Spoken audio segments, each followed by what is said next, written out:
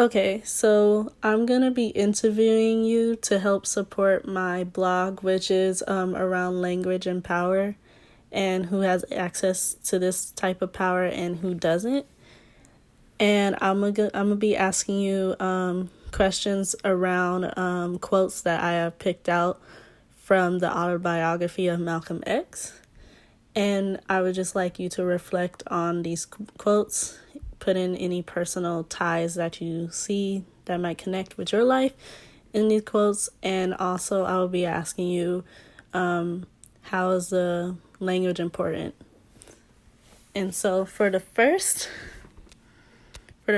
question or quote that I'm going to read to you, it is from chapter 11 in the autobiography of Malcolm X.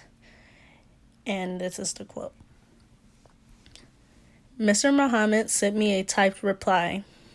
It had an all but electric effect upon me to see the signature of the messenger of Allah. After he welcomed me into the true knowledge, he gave me something to think about.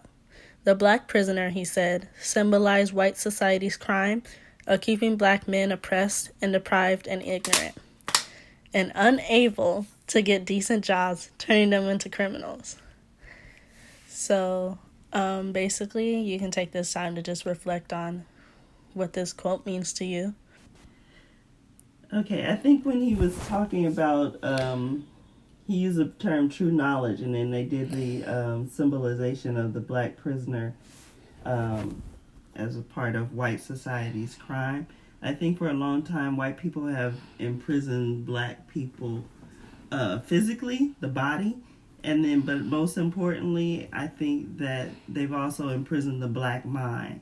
And that social imprisonment basically starts even before blacks were born.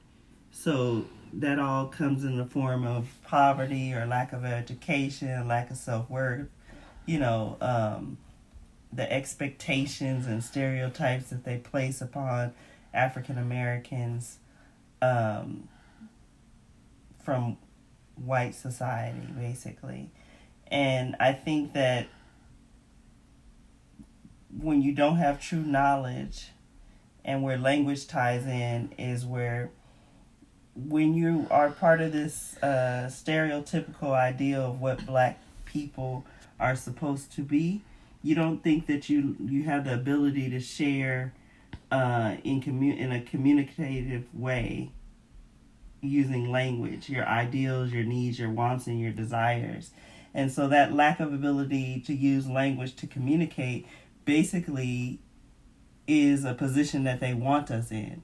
They want us to not be able to communicate these things, because if you have a true ability to communicate to yourself, to others, to your community, then that's a direct challenge to white people. So I think that that term true knowledge is that seeking out of what those restrictions have and the predicaments that they have put black people in based on those social crimes that have been committed against black people. Personally, when I was younger, I only had about 2 or 3 black teachers in my life. And the other teachers, it wasn't that they weren't good teachers, they taught me. But I also recognized really early on that, or maybe it was just my personal personality, I'm not really sure, I always had to seek out knowledge on my own. So I always would be very mindful of reading things and challenging and looking up things that I didn't understand. But I also realized that my other African American counterparts in class, the expectation wasn't there. And so it wasn't really expected. If they did their homework or if they didn't do their homework, the teacher would, okay, and let it go. It wasn't an expectation that they were going to go to college. I never had a teacher tell me, oh, what colleges are you thinking? Even my counselor never, ever, even though I got excellent grades and she knew I was a good student, she never once asked me what college was I thinking about? She never even helped me apply. I just knew from a friend, and we got together and decided that, you know, we were going to go to this school. I knew nothing about the school. I knew it was a black, you know, a HBCU, and that was it. And that was, I guess, a form of my lack of language. I didn't know how to challenge them. I looked at white people a lot when I was younger, and I said, well, you know, I probably could have challenged them, but I didn't know if I was strong enough or if I had the words that would communicate to them effectively my needs. Okay. Okay, so here is the second quote that I'm going to read to you from the book. This is also from the same chapter 11. And he says, I became increasingly frustrated at not being able to express what I wanted to convey in letters that I wrote, especially those to Mr. Elijah Muhammad. In the street, I have been the most articulate hustler out there. I have commanded attention when I was something. But now trying to write simple English, I not only wasn't articulate, I wasn't even functional. How would I sound writing in slang? The way I would say it, something such as, look, Daddy, let me pull your coat about a cat, Elijah Muhammad.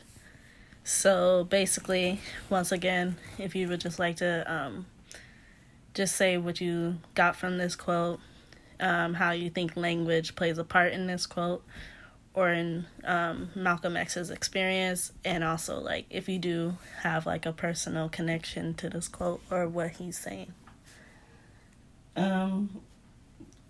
I think that you have to understand a lot of black men and women know that street life really well. And like you said, he had a command of the streets. When he talked, people listened, and he could have direct people and get them to do certain things. That structure that we have in our street life. And a lot of black men and women don't think that translates to that, I don't want to say that white life because that sounds crazy, but they don't think that they have the ability, like I was saying, I didn't think that I had the ability to challenge my counselor and ask her why you didn't ask me where I wanted to go. You know, I got A's and B's and, mostly A's. But she still didn't ask me about college because it wasn't expected, I guess. I don't know what. So it's the challenge of trying to navigate in this new world where maybe people don't speak the same as you. Right. Or you don't think that you had the ability to navigate in that space of like, right. I don't want to say different intellect, but I guess in a sense it's I think it's just a lack of confidence. Because I think street life and hustling and selling drugs and dope and having that, creating an organization of brothers on the corner, and you're directing them and they're bringing you in. That's all business. So that definitely could translate to Wall Street. It's been proven that you take hustlers off the street and you give them knowledge, and they could play that Wall Street game just like anybody else.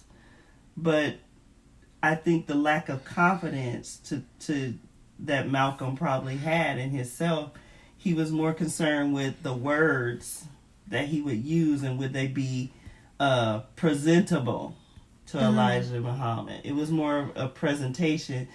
He was caught up in the presentation. If he presented it and he said, oh, that cat on the street, he said, oh, this guy is above me. And that's a lot of times that's where black people, African Americans place themselves. They place themselves beneath white people, and they're saying, "Well, I can't talk," or they say, "Oh, I'm gonna use. If I talk like them, then you're talking white." Mm-hmm. If I talk like I have, I don't know, legibly, if I talk like them, then I'm selling out. I'm talking white. I'm trying to be something that I'm not because, obviously I'm just African American. I mean, what does that mean? I'm black. What does that mean? Like, you could talk like you want to talk, Like many, there's a spectrum that black people talk. Some people have that street slang, and then some people talk like they came from the valley. Mm-hmm.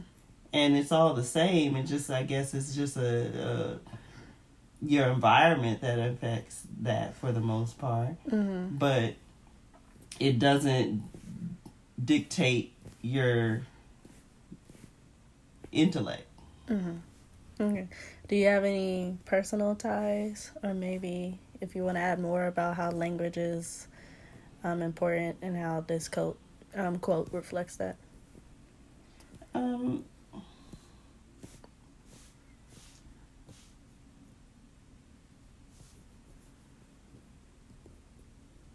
mean, I think everybody. I guess I can't really think of a personal experience, but I know definitely everybody has that, because everybody has that self-doubt, and everybody places themselves on that hierarchy category of, okay, am I good enough for this, or am I good enough for these people? I mean, and black people do it amongst themselves. They have those same categories, and they don't think they can step from out of one into another one.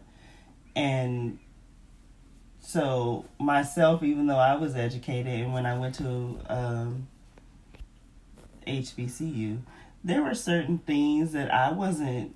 I had no idea of this whole world of sororities or whatever, and all of this debutante and these groups and these people who had family and this legacy of, that they had brought. I didn't know what that was. I wasn't a part of that, and so even me myself, I think I, in a way, didn't want to be a part of those things, because I thought, am I good enough? I don't have that family background. If they look into my family, like, what school did your mom and dad go to? None. Or community college for 2 semesters, or, and not to say that my parents they're very educated people, but they just didn't finish college. They had families, and, they had to stop and make that decision. So I think that just plays in that hierarchy. I think that holds us back a lot, because we don't, we don't have the confidence to use our language, our words, or to push ourselves into certain situations that are sometimes uncomfortable, in order to find out that, oh, we survived. I did this. That wasn't so bad. Okay, thank you.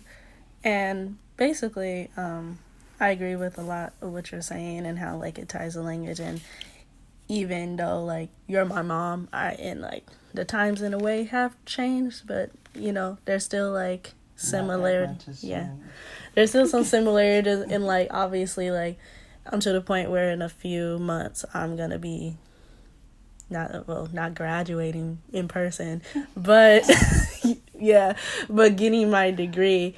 I still in some cases feel like I had to maybe code switch in a way, like where I talk at home and how I talk around my friends is totally different from, like, when I get on UCLA's campus or I'm talking to different people. Sometimes I feel like just feeling that need of having to change the way I speak in order to be more intelligent is kind of like how you were saying, like, those categories, like, every time you go into a different space, you feel the need to change because you don't want to be seen as less intelligent, or, like, I would just say that's a heavy weight that African Americans have, because nobody should have to carry that weight of every time you go somewhere, every time you do something, every time you make a move and you try to improve yourself, that you feel like you gotta come in 1,000 times better than everybody else for somebody to even give you a second look, Right. So you always want that second look. You always want that ability for somebody to recognize you for who you are and what you've earned, but it's not always there. You can be in a room full of people with, wearing white and you're wearing red, and nobody see you when you're African American. That's how you feel.